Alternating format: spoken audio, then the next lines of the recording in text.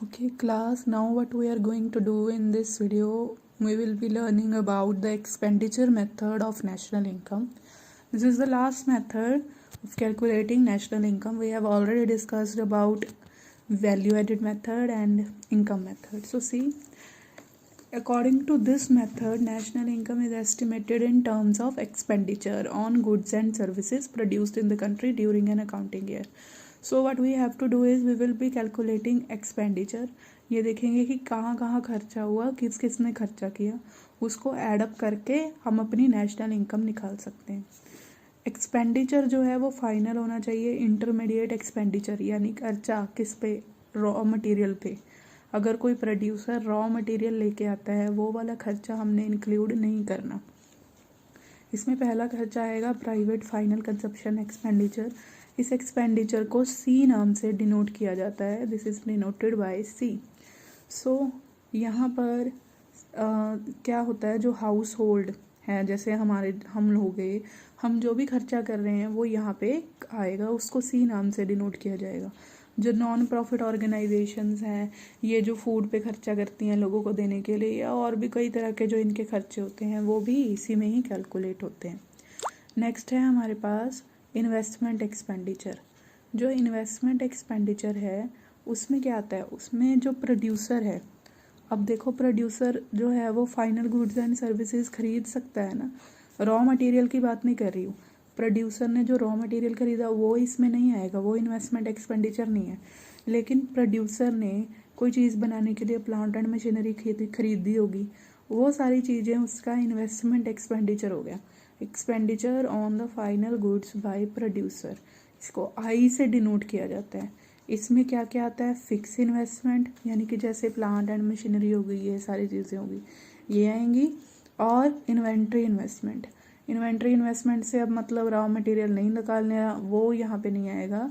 इसका मतलब होगा कि जो हमारे पास स्टॉक बचा रह गया, जो स्टॉक को तो हमने यूज़ कर लिया for the production of goods and services, वो तो इसमें कैलकुलेट नहीं होगा. लेकिन कुछ स्टॉक ऐसा भी तो हो सकता है जो बच गया हो, जिसे हम क्लोजिंग स्टॉक कहते हैं. सो इन्वेंट्री इन्वेस्टमेंट कैसे निकालते हैं, closing stock minus opening stock. So investment expenditure में फिक्स इन्वेस्टमेंट भी आएगी और साथ साथ क्या आएगी, इन्वेंट्री इन्वेस्टमेंट आएगी. नेक्स्ट हमारे पास है गवर्नमेंट एक्सपेंडिचर. गवर्नमेंट बहुत तरह का खर्चा करती है for the welfare of the people and for their own services. मतलब जैसे उसने अपने डिफेंस पर्सोनल को सैलरीज देनी है, अपने डिफेंस में जो उनके लिए काम कर रहे हैं, जो उसके लिए सर्विस दे रहे हैं, उनको खाना देना है, मिड डे मील्स चलानी है, बहुत सारे खर्चे होते हैं. तो वो सारे खर्चे गवर्नमेंट एक्सपेंडिचर में आ जाएंगे और इसको हम 1 मिनट जी से डिनोट करेंगे. नेक्स्ट है हमारे पास नेट एक्सपोर्ट्स. नेट एक्सपोर्ट्स में क्या आएगा, एक्सपोर्ट्स माइनस इंपोर्ट. अगर आपके इंपोर्ट्स ज़्यादा हों और एक्सपोर्ट्स कम हो तो आप लिखोगे नेट इंपोर्ट्स. सो जब आप ये सभी चीज़ों को प्लस करोगे, लाइक पहले कंजप्शन एक्सपेंडिचर जिसको सी से बोला, फिर इन्वेस्टमेंट एक्सपेंडिचर को प्लस किया जिसको आई से डिनोट किया, फिर जी यानी गवर्नमेंट एक्सपेंडिचर, प्लस उसमें क्या करना है हमने, एक्सपोर्ट्स माइनस इंपोर्ट. तो हमारा जो आंसर आएगा, अगर तो आपकी इन्वेस्टमेंट पे आगे वर्ड लिखा है ग्रॉस इन्वेस्टमेंट या ग्रॉस कैपिटल फॉर्मेशन, तब तो हमारा आंसर आएगा GDP-MP. अगर इन्वेस्टमेंट के आगे वर्ड लिखा है नेट इन्वेस्टमेंट, और इन्वेस्टमेंट का ही नाम होता है कैपिटल फॉर्मेशन, और उसका नाम लिख दिया नेट कैपिटल फॉर्मेशन, सो हमारा जो आंसर आएगा उसको बोलेंगे NDP-MP. सो इट डिपेंड्स कि आपको क्वेश्चन में इन्वेस्टमेंट ग्रॉस दी है या इन्वेस्टमेंट नेट दी है. अगर तो इन्वेस्टमेंट ग्रॉस दी है तो आपका आंसर भी GDP-MP आएगा. अगर इन्वेस्टमेंट नेट में दी होगी या कैपिटल फॉर्मेशन के आगे नेट वर्ड यूज हुआ होगा तो आंसर NDP-MP आएगा. So we will see an example. We have to calculate GDP-MP and GDP-FC.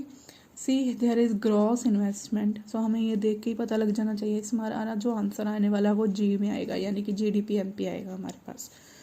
हमारे पास ग्रॉस इन्वेस्टमेंट थी, प्राइवेट एक्सपेंडिचर था, गवर्नमेंट का एक्सपेंडिचर हमारे पास पड़ा है.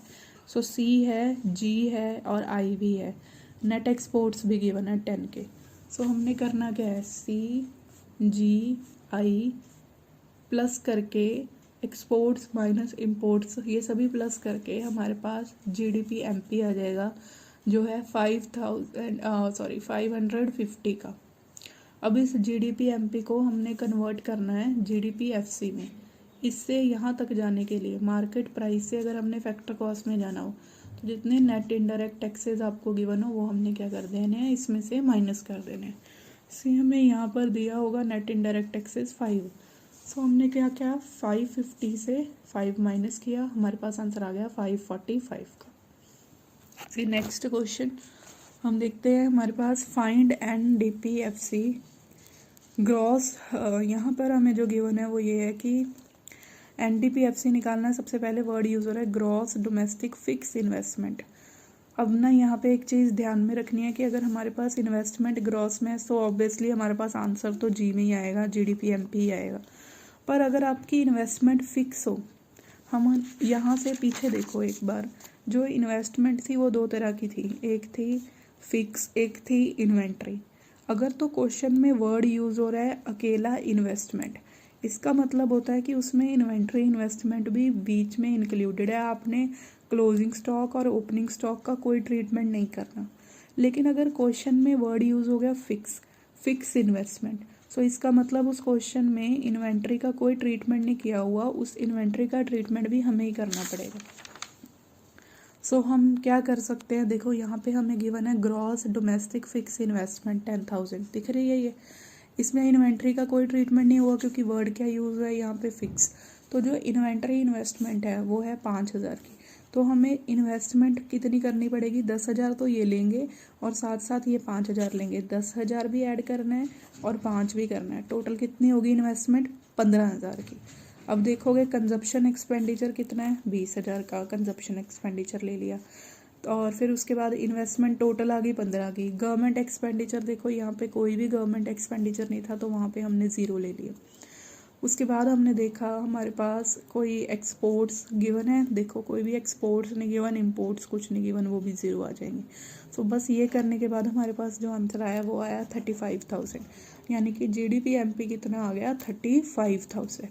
अब क्या करना है, नेक्स्ट हमने देखना है कि how can we convert it to NDPFC। इसको कन्वर्ट करने के लिए अगर ग्रॉस से नेट में जाओगे तो डेप्रिसिएशन माइनस करनी पड़ेगी, मार्केट प्राइस से फैक्टर कॉस्ट में जाओगे तो इनडायरेक्ट टैक्सेस माइनस करने पड़ेंगे और सब्सिडीज ऐड करनी पड़ेंगी। अब यहाँ पे देख सकते हो जो हमारे पास डेप्रिसिएशन थी वो थी 2,000, इनडायरेक्ट टैक्सेस 1,000 एंड सब्सिडीज 2,000। तो हमने बस वही किया है, 2,000 माइनस किया 1,000 एंड 2,000 की सब्सिडी को प्लस कर दिया और हमारे पास आंसर आ गया 34,000। बस इस पर यही चीज़ का ध्यान रखना है। अगर क्वेश्चन में आपको फिक्स इन्वेस्टमेंट गिवन है सो उसका मतलब ये है कि उस इन्वेस्टमेंट में इन्वेंट्री का ट्रीटमेंट नहीं है, उस इन्वेस्टमेंट में इन्वेंट्री का ट्रीटमेंट खुद करना पड़ेगा। अब देखो यहाँ पर क्या गिवन है, क्लोजिंग स्टॉक गिवन है, कंजप्शन ऑफ फिक्स कैपिटल, ये किसका नाम होता है, डेप्रिसिएशन का, वो गिवन है। प्राइवेट एक्सपेंडिचर यानी C गिवन है 600, एक्सपोर्ट्स गिवन है 50 के, ओपनिंग स्टॉक गिवन है, गवर्नमेंट एक्सपेंडिचर यानी कि 100, इम्पोर्ट्स गिवन है हमें 60 के, net domestic fix capital formation given है 80 की, और उसके बाद net domestic fix capital formation. अब पहले इसी को ही देख लेते हैं, net domestic fix capital formation से क्या आएगा आपके पास। सो देखो अगर हमें गिवन हो net domestic fix capital formation, इसका मतलब जो हमारे पास आंसर आने वाला है वो आएगा NDPMP। जो आंसर आने वाला है वो है NDPMP में। तो अगर नेट वर्ड गिवन है, कैपिटल फॉर्मेशन का मतलब हम क्या समझते हैं, कैपिटल फॉर्मेशन का मतलब होता है इन्वेस्टमेंट। सो ये नेट में अगर इन्वेस्टमेंट गिवन है तो आंसर भी NDP में ही आएगा। अगर ग्रॉस में इन्वेस्टमेंट होती तो आंसर किस में आता, ग्रॉस में। अब इसमें क्या करना है, अगर ये इन्वेस्टमेंट फिक्स है, देख सकते हो यहाँ पे क्या गिवन है, net domestic fix capital formation, तो इसमें इन्वेंट्री का ट्रीटमेंट हमें खुद करना पड़ेगा। इन्वेंट्री यहाँ पे देख सकते हैं, क्लोजिंग स्टॉक कितना गिवन है 10 का, ओपनिंग स्टॉक कितना गिवन है हमें, ओपनिंग स्टॉक है हमारे पास यहाँ पे क्लोजिंग स्टॉक था 10 और ओपनिंग स्टॉक था 20। सो जो इन्वेंट्री होती है उसका मतलब होता है चेंज इन स्टॉक। सो अब क्या करोगे, closing stock minus opening stock. So हमारे पास क्या आ जाएगा, क्लोजिंग स्टॉक है हमारे पास यहाँ पे देख सकते हैं, क्लोजिंग स्टॉक है हमारे पास यहाँ पे 10 का और ओपनिंग है 20 का। सो हमारे पास नेगेटिव में आएगा चेंज इन स्टॉक -10। अब देखो, जो आपके पास इन्वेस्टमेंट गिवन हो, जो अगर वो फिक्स है, फिक्स इन्वेस्टमेंट है 80 की, उसमें आपके पास जो चेंज इन स्टॉक आया माइनस का वो कर दो। उसके बाद हमारे पास जो आ जाएगी इन्वेस्टमेंट, नेट इन्वेस्टमेंट, वो कितनी आ गई 70 की। यानी अगर क्वेश्चन में फिक्स इन्वेस्टमेंट गिवन हो, उसके साथ वर्ड यूज़ हो रहा हो फिक्स, तो उसके साथ आपको पहले चेंज इन स्टॉक को ट्रीटमेंट करना पड़ेगा। अगर चेंज इन स्टॉक नहीं करोगे तो आपकी इन्वेस्टमेंट गलत हो जाएगी। अब देखो क्या करना है, जो हमारे पास कंजप्शन एक्सपेंडिचर था वो लेना है। कंजप्शन एक्सपेंडिचर प्राइवेट वाला देखो 600 का वो ले लिया हमने। उसके बाद इन्वेस्टमेंट जो आई है वो ऐडअप करनी है। गवर्नमेंट का एक्सपेंडिचर होगा यहाँ पे 100 का, वो ले लेना है। साथ में हमने एक्सपोर्ट्स माइनस इंपोर्ट करने हैं। एक्सपोर्ट 50 के हैं और इंपोर्ट 60 के हैं, ये भी नेगेटिव आ गए तो हमारे पास माइनस में आ गया। हमारे पास आंसर आ गया 760। क्योंकि हमारे पास इन्वेस्टमेंट नेट में थी तो हमारे पास आंसर GDP-MP नहीं आएगा, वो आएगा NDP-MP। तो आंसर आया 760 का। अब NDP-MP को हमने कैलकुलेट करना है। क्वेश्चन में गिवन है कैलकुलेट NNP-MP। NNP-MP को कैलकुलेट करने के लिए क्या करना पड़ेगा, हमें डोमेस्टिक से नेशनल में जाने के लिए net factor income to abroad को माइनस करना पड़ेगा। वो देख सकते हो यहाँ पे net factor income to abroad कितने गिवन है, वो है 30। सो हमने 760 माइनस 30 करना है। 730 का हमारे पास यहाँ पे आंसर आएगा। सो इसमें इस मेथड में कुछ चीज़ें ध्यान में रखनी है। वो ये है कि अगर आपको इन्वेस्टमेंट का ध्यान देना है, इन्वेस्टमेंट कैसे गिवन है। अगर तो आपको इन्वेस्टमेंट नेट में गिवन है तो पहली चीज़ ध्यान रखना, आपका आंसर आएगा NDP-MP। अगर इन्वेस्टमेंट के साथ वर्ड यूज़ हो रहा है ग्रॉस इन्वेस्टमेंट तो आपका आंसर GDP-MP आएगा। इन्वेस्टमेंट के साथ या कैपिटल फॉर्मेशन के साथ, दोनों का नेम मतलब सेम होता है, कैपिटल फॉर्मेशन और इन्वेस्टमेंट। अगर इसके साथ फिक्स वर्ड यूज़ हो गया सो आपको इन्वेंट्री का ट्रीटमेंट करना है, यानी आपको closing stock minus opening stock करना है। अगर फिक्स वर्ड यूज़ नहीं हो रहा तो आपने ये क्लोजिंग स्टॉक और ओपनिंग स्टॉक का इसमें कुछ ऐड नहीं करना। नेक्स्ट हमारे पास जब भी ये मेथड यूज़ किया जाए, यानी जब इनकम एक्सपेंडिचर मेथड को यूज़ करेंगे तो कौन कौन सी प्रिकॉशंस हैं जो इसके साथ हम इस मेथड को यूज़ कर सकते हैं। पहला है कि हमने सिर्फ फाइनल एक्सपेंडिचर लेना है। जब कोई प्रोड्यूसर रॉ मटेरियल खरीदने जाएगा, जो उसका उस टाइम पे खर्चा है वो नहीं लेना आपने जो फाइनल एक्सपेंडिचर बनाते हुए आपको टोटल में जितना खर्चा आ गया, ठीक है, रॉ मटेरियल लगाया, बिजली लगाई, मशीनरी पे कितना सारा, मतलब उस पे लेबर पे कितना पे किया, टोटल एक्सपेंडिचर बताओ जब आपके फाइनल लगा है, वो हमने इसमें लेना है। जो आपका अकेला रॉ मटेरियल है वो नहीं हमने इसमें लेना।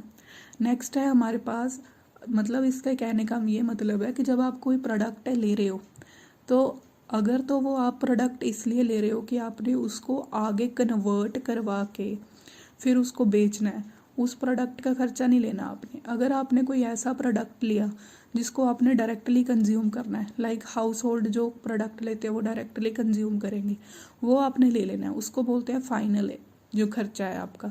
या अगर कोई प्रोड्यूसर मशीनरी खरीद रहा है तो उस मशीनरी को तो उसने आगे बेचना नहीं है ना, उसने तो खुद रखना है, वो वाला खर्चा वो ये यहाँ पे ले लेगा। तो सिर्फ फाइनल खर्चा लेना है, जो रॉ मटेरियल पे खर्चा लगता है या जिस चीज़ पे लगता है वो हमने यहाँ पे नहीं कंसीडर करना है। नेक्स्ट है हमारे पास सेकेंड हैंड गुड्स जो हैं उसकी परचेज़ और सेल हमने यहाँ पे नहीं लेनी है। एक्सपेंडिचर अगर आप शेयर्स खरीदने पे कर रहे हो या बॉन्ड्स खरीदने पे कर रहे हो वो भी इसमें इंक्लूड नहीं होंगे, क्योंकि ये सिर्फ एक पेपर क्लेम्स होते हैं, इसलिए इनको नेशनल इनकम की कैलकुलेशन से बाहर रखा जाता है। Next expenditure on transfer payment, अगर गवर्नमेंट कोई खर्चा करती है ओल्ड एज पेंशन का, स्कॉलरशिप दे रही है, ट्रांसफ़र पेमेंट है जिसके लिए गवर्नमेंट आपसे कुछ तो नहीं लेगी, चार्ज तो नहीं करेगी, वो सारी चीज़ें इसमें कैलकुलेट नहीं की जाती। आगे है, अगर आप अपनी चीज़ों को बनाने, मतलब आपने कोई ऐसी चीज़ बनाई जिसको आपने खुद ही कंज्यूम कर लिया, लाइक फॉर एग्जांपल इसमें ये था कि एक फैक्ट्री है, उसने कार्स की प्रोडक्शन करती है, उसमें से कुछ कार्स उसने खुद यूज़ कर ली, सेल्फ कंजप्शन के लिए रख ली। तो जितना भी खर्चा आया उस कार को बनाने के लिए, चाहे उसने उस कार को बेचा नहीं है, खुद यूज़ किया, वो भी इसमें कैलकुलेट किया जाएगा। अगर आप खुद कोई चीज़ ले लेते हो उसको भी आपने साथ में लेना है। अब यहाँ पे देखो, expenditure on fertilisers by the farmer. अगर फार्मर जो हैं वो फर्टिलाइजर्स जो है परचेज करते हैं, तो क्या हम इसको नेशनल इनकम में इंक्लूड करेंगे? नो, ये रॉ मटेरियल होता है। रॉ मटेरियल जो होता है वो फाइनल एक्सपेंडिचर नहीं है, वो इंटरमीडिएट एक्सपेंडिचर है। याद करो, जब हम वैल्यू आउटपुट वाला मेथड लगाते थे उसमें हम जितने भी इंटरमीडिएट एक्सपेंडिचर थे वो माइनस करते थे, उनको इंक्लूड तो नहीं करते थे। तो ये चीज़ नहीं आएगी। Purchase of tractors bye the farmer. अगर फार्मर्स ले रहे हैं ट्रैक्टर्स, तो ये ट्रैक्टर्स को उनको वो लंबे टाइम तक यूज़ करेंगे, उसके मदद से उन्होंने कोई चीज़ दूसरी नहीं बनानी है, इसको वो अपने पास रखेंगे और लंबे टाइम तक यूज़ करेंगे, तो ये नेशनल इनकम में आएगा। नेक्स्ट है पेमेंट ऑफ बोनस। बोनस जो होता है, जो एम्प्लॉयर अपने एम्प्लॉय को देता है, वो विदाउट एनी एक्सपेक्टेशन देता है, तो उसमें वो भी एक तरह की ट्रांसफ़र पेमेंट होती है, इसलिए ये नेशनल इनकम में नहीं आएगा। Now this is it for our expenditure method.